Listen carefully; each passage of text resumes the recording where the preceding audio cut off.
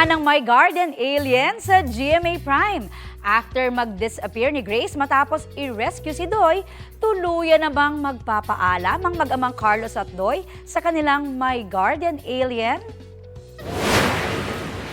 Ano yun? Tingnan nyo. Ano?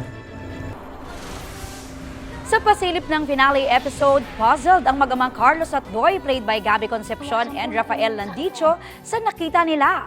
Posible kayang magbalik si Grace played by Kapuso primetime queen Marian Rivera? Chinika rin sa akin ni na Marian at Gabby ang kanilang insights about sa ending ng series. Ang ibang exciting na eksena, abangan mga ka-alien sa finale ng My Guardian Alien sa GMA Prime 8:50 p.m. at 10:50 p.m. ang delayed telecast dito sa GTV. Pero yung huling araw ang dapat niyong mapanood dahil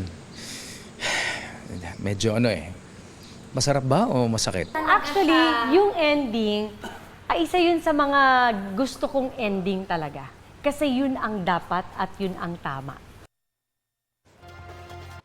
Kapuso, para sa mga maiinit na balita, mag-subscribe sa GMA Integrated News sa YouTube.